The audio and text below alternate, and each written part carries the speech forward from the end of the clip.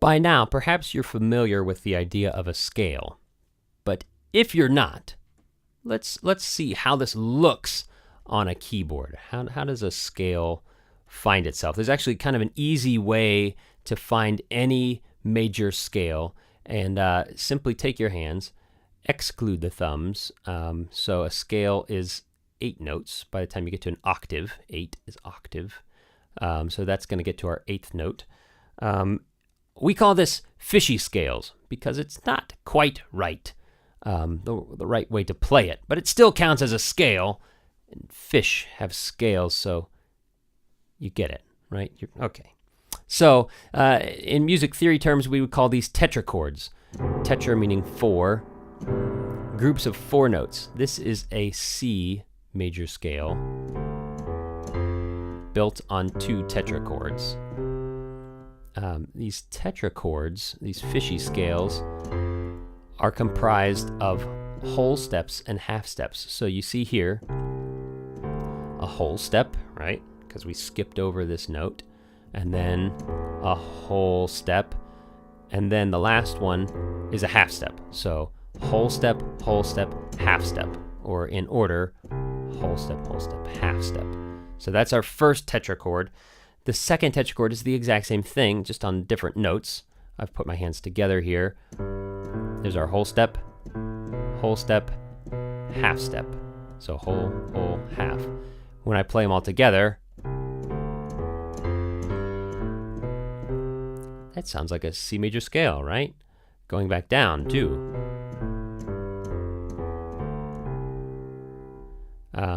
The end, or the second phrase of Joy to the World has that C major tetrachord. Let earth receive her king, right? That's the top end of a tetrachord. So this is not the correct fingering for a scale, but it shows you how a scale can be formulated on a keyboard. Likewise, we could transpose this scale from a C scale to a C sharp scale, D flat, by just raising each of these notes by a half step. Let's try that out.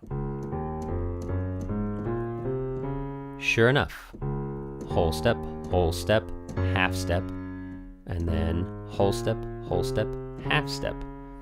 And I think this, if we go up another half step, this one is the easiest one to visualize this. This is the scale of D.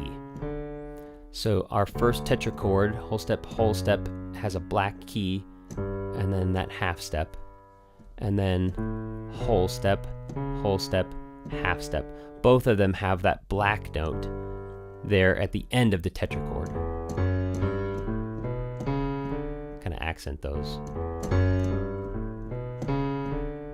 So that's kind of our fishy scales. We could keep going if we wanted.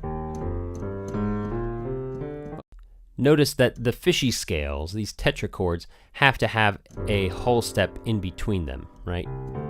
There's our half step. In between, we have a whole step. And when we go to the next chord, there's our whole step. There's our whole step.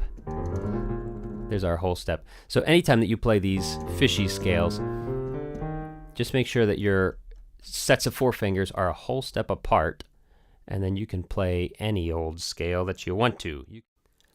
So what if you want to play a scale starting on F sharp?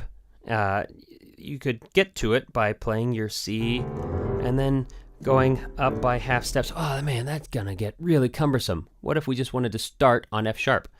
Oh, easy peasy. Look, just take your first finger there on F sharp, and we're gonna count up a whole step, up a whole step, up a half step, then keeping these 2 hands a whole step apart, we're going to go up a whole step, and a half step.